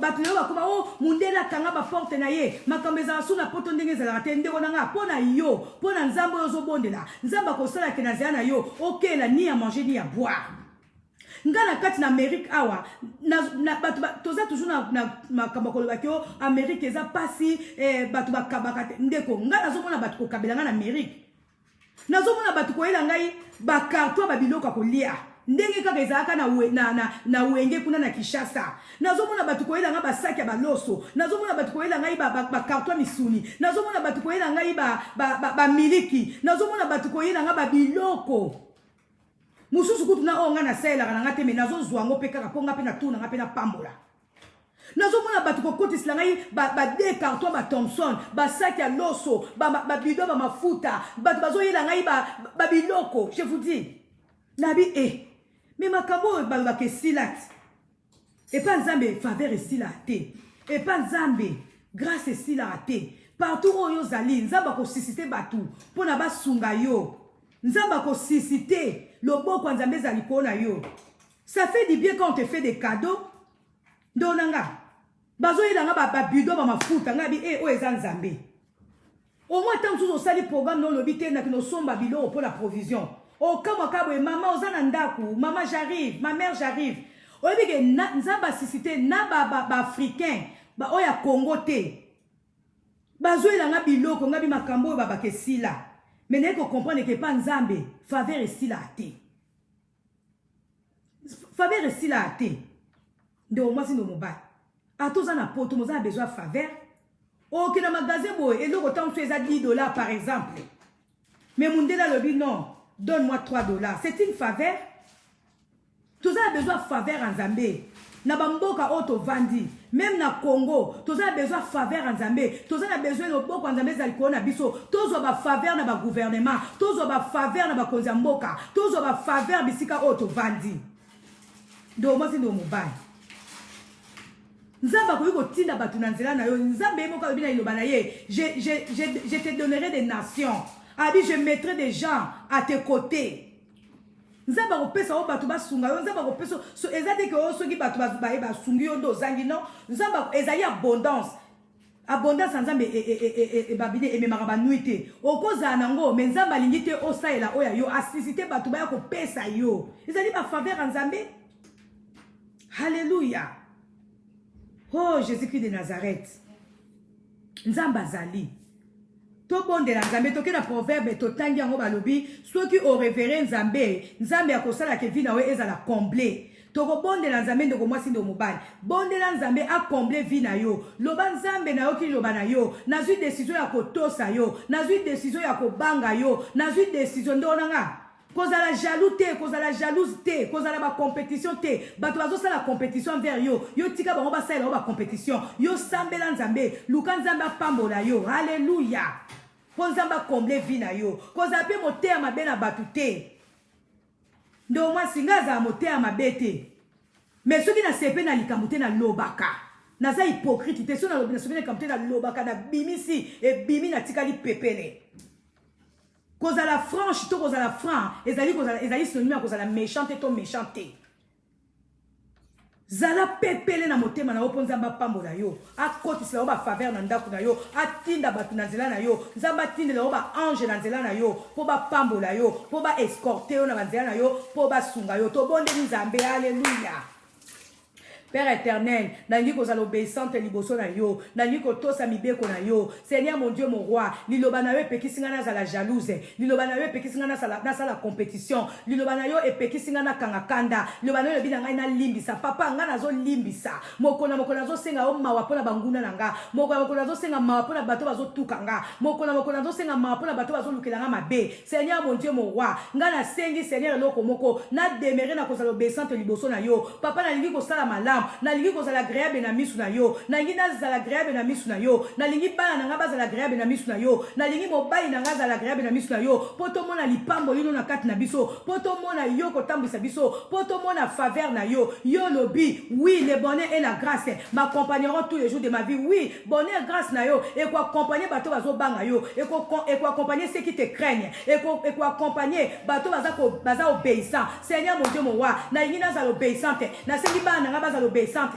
na sengi mobile na ngazala obéissant, na mibeko na yo, pour faveur na yo, na grâce na yo, et accompagner ngai. Seigneur mon Dieu mon roi, lelo na comprendre, maloba oyo loba, ba promesse à bénédiction oyo pesa, o pesa pona bato bazo banga yo, o pesa pona bato oyo bazo tosa yo, ngai pe lelo, na lingi ko tosa yo, mobile na nga tosa yo, ba na nga ba tosa yo, pour te vivre na bonheur na yo, pour bonheur na yo, pe grâce na yo, et accompagner biso, na kombo na Yesu, papa na sengi faveur na yo, na sengi bonheur na yo, et accompagner libota oyo, et accompagner biso, parce que biso tondimi, ko ume na liboso na yo, biso tondimi, yo zala nzambe na biso, pe biso to zala bana na yo, biso tondimi ko yoka yo, yangwana to zali na esengo ko yebake, bonheur na yo, pe faveur na yo, et ko accompagner biso tous les jours de notre vie, na kombo na Yesu, alléluia.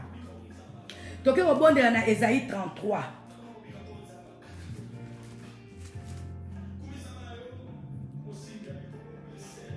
Esaïe 33, na okata wana po babina nga ere koki, basi j'aime surtout au continuer au dimanche. Moli maboko likolo, moli oya simbi likolo na se, suki ya pembe kobimate, na moto na ye po azanzambe, kumbama kolo, kumbama kolo, kumbama kolo, mosuswaza faveur anzambe zali. Mukonsu na bengi ndeko langa moko na mboka moko nabi nazana bezo kolia bambisi, est-ce que ko tindela mbongo to ko sombela bambisi kuna na océan. Alobi na ngate mama ozana bezo pesa nga mbongo te. Ayeni nga bambisi alors que j'avais déjà mon argent pour na pesa sombela nga bambisi. Nabi Nzambe zongisa epa e utu eza ba faveur na yo. Mais na kati na Amérique awa. Loboko Nzambe eza partout, faveur Nzambe ko landa yo partout. Faveur Nzambe qui para place te. Alléluia. Alléluia. Esaïe 33 verset 6 et Bible lobi. L'Éternel est sublime, car il siège là-haut, il remplira Sion de la droiture et la justice. Tu passeras tes jours dans la sécurité. De ressources bang Nzambe, oko passer pe ba séjour dans la carte la sécurité. Sécurité fait la bénédiction Nzambe. Alléluia.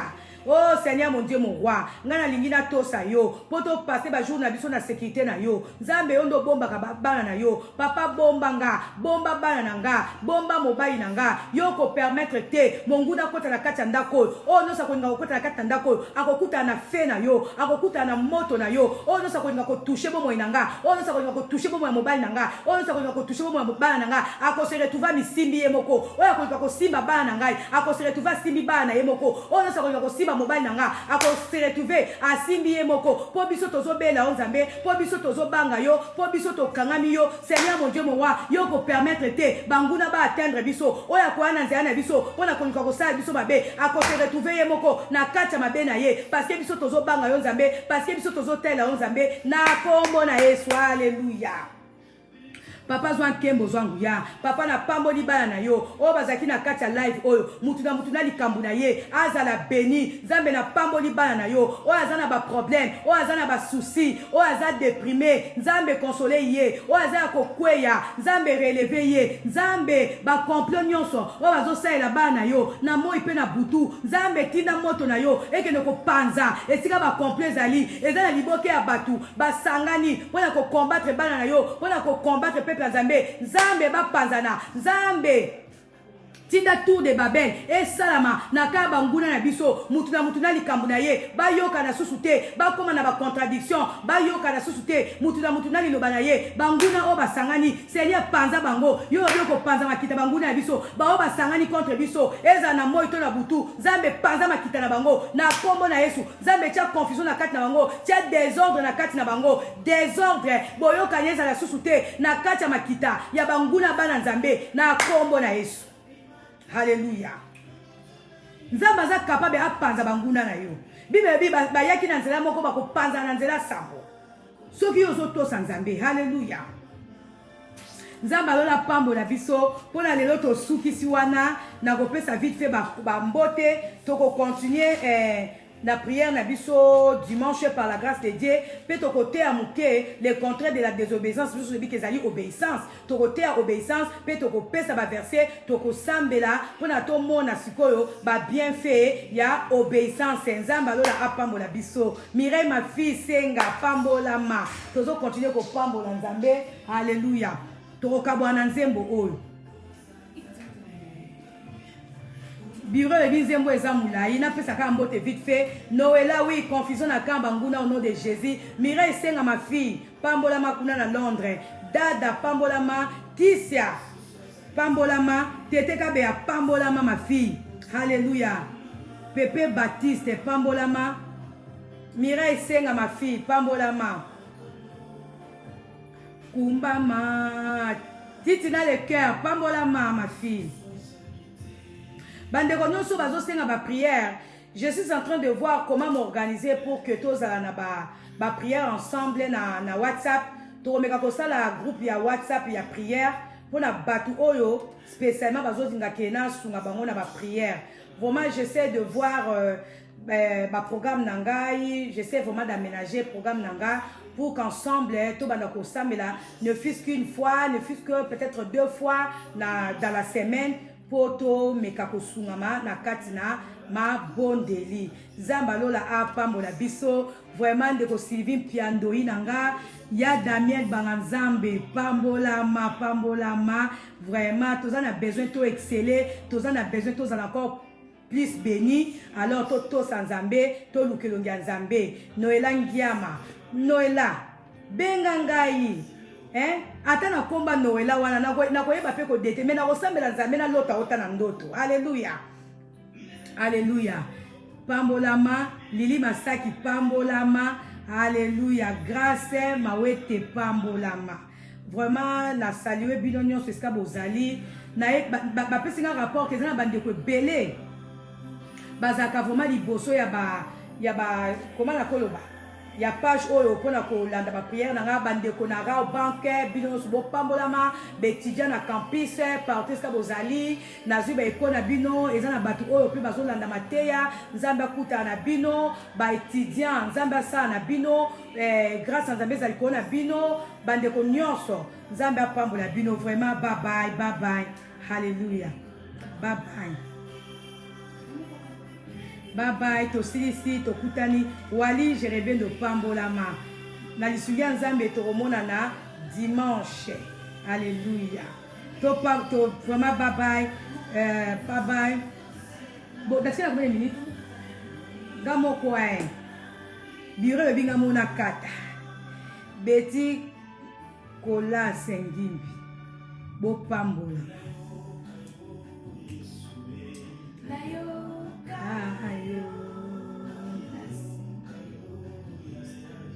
nayoka eza makambo nzamba lakisa inga ya 2 mois passé makambo na esalami makambo nzamba lakisi ngai pona batu mususu esalami na binzambo oyo na kokumisa ondenge nini nzambe merci Hallelujah. Bye bye. Tokutani na lisungi ya Nzambe dimanche. Que Dieu vous garde. Bye.